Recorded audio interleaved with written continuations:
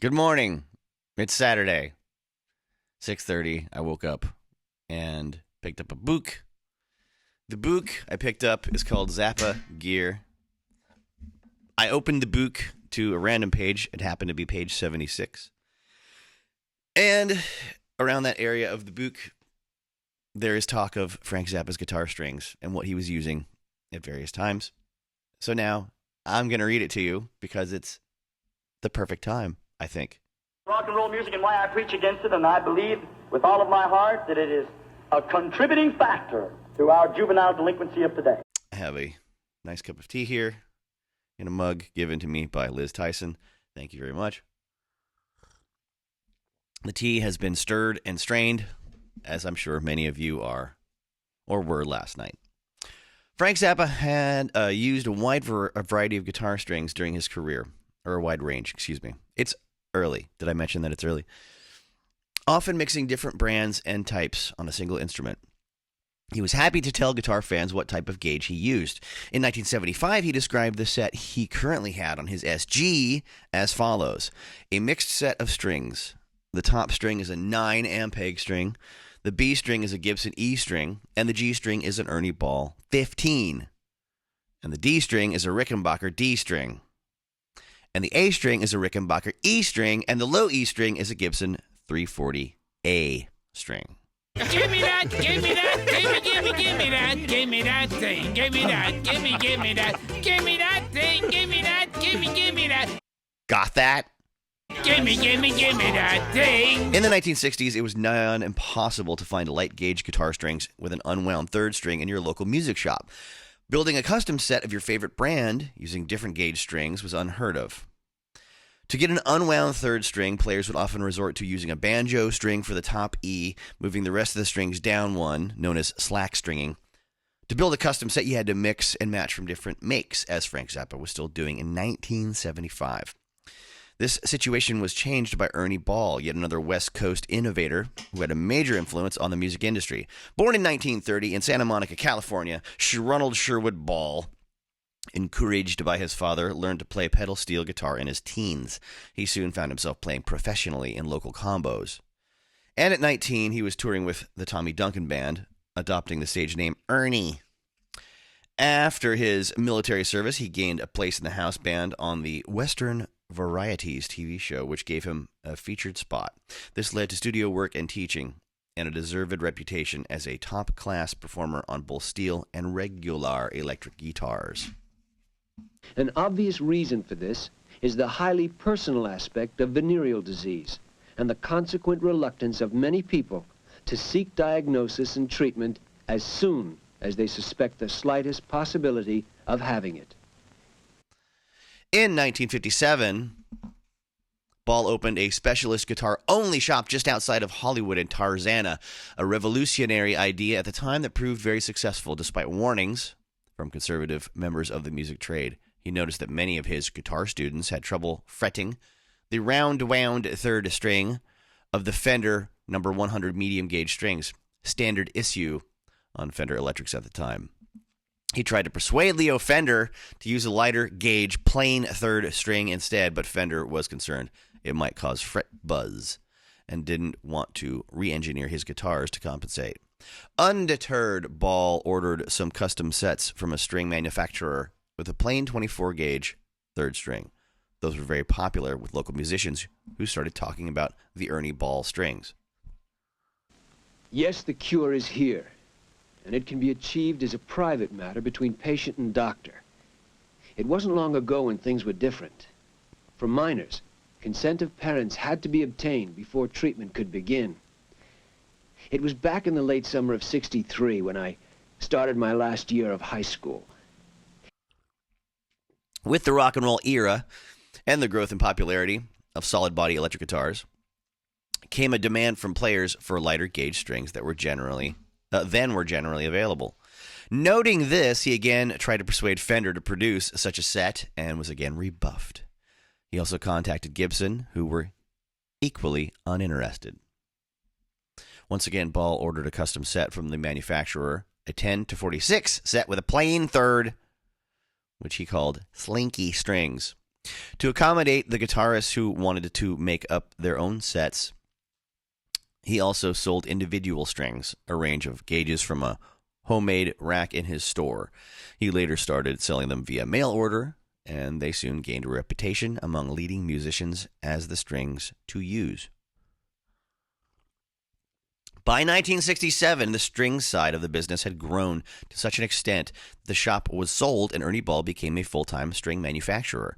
During the 1970s and 80s, the company grew into a multi-million-dollar turnover organization, expanding to include an industry-standard guitar volume pedal, Music Man guitars and amplifiers, and other products. Ernie Ball died in 2004, but the company remains an independent family business run by his son Sterling. The Slinky range of strings is still one of the most widely used worldwide. That is definitely true. I can vouch for that. In 1977, Frank Zappa was using just Ernie Balls. I use either an 8 or 9 on top E, which is funny. Put the E in parentheses. If he meant bottom, and he would have to say E as well. So, moot point. Not helpful. And an 11 or 12 on the B. 16 or 17 on the G, 24 on the D, anywhere from a 32 to a 38 on the A. What's up with the A, Frank? Why don't you care? And from a 46 to a 52 on the low E. And they are mainly all Ernie Balls. Frank Zappa continued to experiment with strings, usually favoring very light top strings and medium gauge for the bottom strings. In 1979, I'm going to move this. Hang on. Glare. There we go. 1979, he discovered the German-made Maxima gold-plated strings. He told UK's guitar magazines, back that up. He told UK guitar magazines John Dalton, I found a good combination of strings for the SG, Fender Super Bullets for the top 3, and Maximas for the bottom 3. Get ready to get in-depth now. You thought this was nerdy already. Traditional electric guitar strings are secured to the guitar by a ball end, one end of the string being wound around a small metal cylinder, too large to pass through the hole in the guitar bridge or tailpiece. There you go. The round circular bead is what they're talking about, not the bullet end next to it. We're going to get to the other one in a sec. Let's see. The Fender invented the bullet string with a bullet-shaped metal end that fits snugly in the Stratocaster vibrato unit to mitigate the problem of strings going out of tune when the ball end moved slightly under the vibrato action.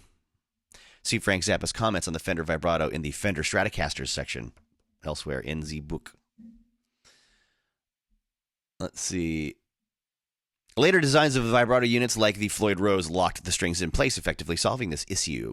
Maxima strings were gold-plated, the theory being that they would resist corrosion and stay bright-sounding longer, which would compensate for their high price compared to the conventional nickel-plated strings. Maxima went out of production in 2002, but the strings are now being produced again under the Optima Strings brand. In the early 1980s, Frank Zappa endorsed Maxima gold strings and appeared on the packaging. Despite the corrosion resistance of the Maxima strings, Frank Zappa used to change them as frequently as any other string. Okay. Common practice on the road. Most musicians, you change your nickel-plated strings every single day. So when you hear this, get ready for not what you expect when it comes to the frequency. I change them about every 4 or 5 days. 4 or 5 days. Frank Zappa kept the same strings on his guitars for 4 or 5 days on the road. That's kind of unheard of. I think that's, if it's good enough for him, it's good enough for most of the rest of us, eh? Sometimes sooner for the upper ones because they get bent more and get little notches in the back. Remarking that guitar magazines always asked him what strings he used, he told Guitar World in '82, okay, on the Les Paul, the top A string is 8, the B string is 10, the G string is 13, the D string is 24, and the A string is 32, and the E string is 46, and they're Maximus, Maximas, but it's spelled Maximus. Later in the 1980s, Frank Zappa mostly played his custom Stratocasters made by Performance Guitar, who fitted them with Ernie Ball stainless steel strings. Wow, very bright sounding, the old stainless steel.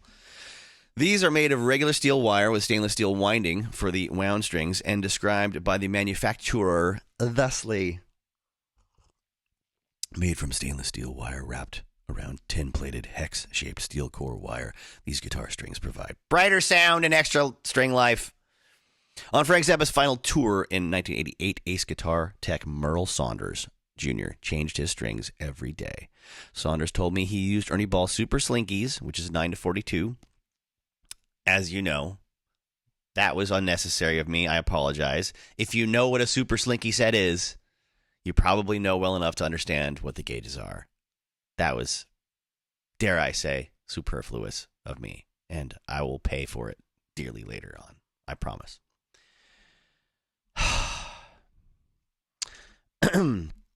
He only broke one string on the whole tour, a tribute to Saunders' skills as much as Frank Zappa's technique, according to the book Zappa the Hard Way. This happened during Charlena at the Brighton show. Percussionist Art Tripp, who played with the original Mothers of Invention and later Captain Beefheart, also noted, I don't recall Frank breaking strings very often. He probably didn't punish the strings like the guys in Beefheart did. Ever the perfect guitar tech, Saunders told me that sometimes he would go against Frank Zappa's instructions and change the gauge of his strings.